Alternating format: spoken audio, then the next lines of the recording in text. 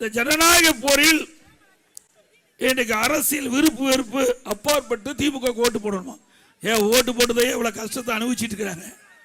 திமுக ஓட்டு போட்டதா கஷ்டத்தை அனுபவிச்சுட்டு இருக்கிறீங்க. வெறுப்போடு இருக்கிறாங்க. திரு ஸ்டாலின் அவர்களே, மக்கள் வெறுப்போடு இருக்கிறாங்க. எப்போ தேர்தல் நாள் வரும், எப்போ அந்த பட்டனை அமுத்தி அமுத்தி உடையிற அளவுக்கு அமுத்துவதற்கு மக்கள் தயாராயிட்டாங்க. இன்றைக்கு ஸ்டாலின் இன்னொன்றையும் பேசுறார். திமுக தப்பி தவறி ஆட்சிக்கு வந்துடுது. நீச்சல் தெரியாத ஒருவர் கிணற்றில் தவறி விழுந்துட்டா அவர் உயிருக்கு போராடிட்டு இருப்பார்ல, தத்தளிச்சுக்கிட்டு.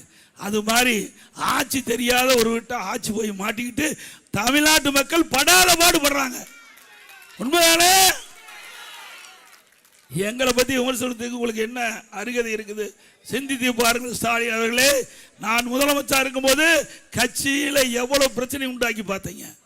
அது மட்டும் இல்ல, இன்றைக்கு நான் முதலமைச்சருக்கு கடுமையான வறட்சி, சென்னை மாநகர மக்களுக்கு முழுமையான தண்ணீர் கிடைக்காத ஒரு சூழ்நிலை கூட வெளி மாநிலத்திலிருந்து வெளி மாவட்டத்திலிருந்து ரயிலில் தண்ணி கொண்டு வந்து தண்ணி கொடுத்து தாகத்தை தீர்த்த அரசாங்கம் அதிமுக. இன்னொன்னு சொல்றாரு, பச்சை பை பழனிசாமி. ஆனா பொய்யா என்ன வரைக்கும் பேசிட்டு இருக்கிறேன்.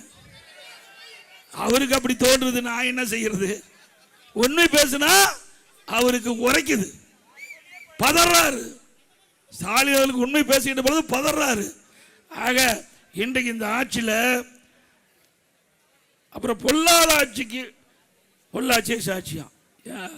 ஓ, அப்படிப்பட்ட ஒரு சம்பவம் நடந்த உடனே உடனடியாக அதிமுக அரசு சிபிஐ விசாரிக்க வேண்டும் என்று உத்தரவு போட்ட அரசு அதிமுக அரசா.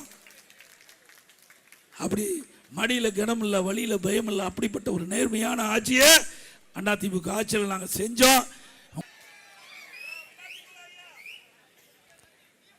இன்றைக்கு அதிமுக ஆட்சி பொறுத்த வரைக்கும் ஒரு நல்ல ஆட்சி கொடுத்தோம். விலைவாசி உயராம பார்த்துக்கிட்டோம். மக்கள் விலைவாசியில் தான் கடுமையாக பாதிப்பாங்க. இன்றைக்கு அரிசி விலை உயர்ந்து போச்சு. 30 ஒரு கிலோ 30 ரூபா ஏறி போச்சு. பருப்பு 40 ரூபா ஏறி போச்சு. எண்ணெய் 60 ரூபா ஏறி போச்சு. இதை பத்தி எல்லாம் அந்த முதலமைச்சருக்கு கவலை இல்லை. மக்கள் பாதிக்கின்றாங்க. அந்த பாதிப்பிலிருந்து மீட்டெடுப்பதற்கு, விலை குறைப்பதற்கு எந்த நடவடிக்கை எடுத்தாங்கன்னா எதுவும் இல்லை. நாட்டு மக்களை பற்றியே கவலைப்படாத முதலமைச்சர் வீட்டு மக்களை பெற்று வீட்டு மக்களுக்கு என்ன அதிகாரம் வேணும், என்ன கட்சியில பதவி வேணும் அப்படின்னு சிந்தனையில் இருக்கிற முதலமைச்சர் நாட்டுக்கு தேவையா?